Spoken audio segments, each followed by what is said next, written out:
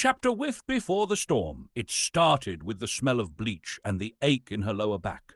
The kind of ache that doesn't whisper, it sings.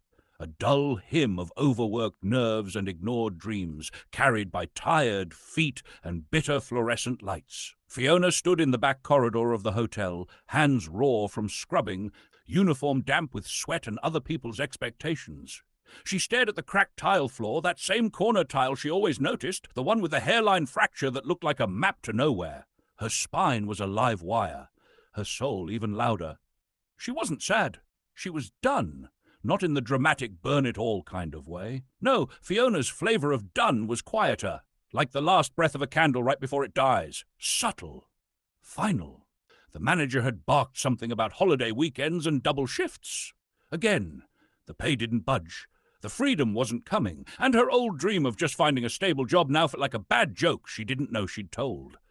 Her life wasn't broken. It was looping, like a scratched CD on track 5. Wake up, work, ache, numb, repeat.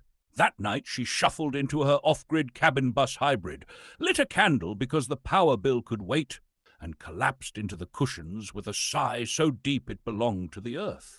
Zyphyr, her black Norwegian forest cat and long-time emotional barometer, leapt onto her lap. He stared at her like he knew something, like he always did. That's when she said it, aloud this time.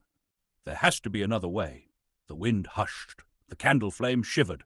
Fiona sat up slowly, reached for her battered laptop, the one with the missing shift key and a sticker that read, "Make magic, not excuses." She opened a tab she hadn't dared click in weeks. A webinar invite, a blueprint, a whisper from her future self disguised as digital marketing. She hesitated. What if this was another false promise? What if it was just MLM with glitter? What if it actually worked?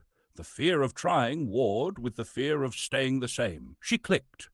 A woman on the screen spoke like she knew her. Not a guru. Something older, wiser. She didn't talk about funnels. She talked about freedom, about waking up without alarms, about work that healed instead of harmed, about not selling your soul just to survive the system.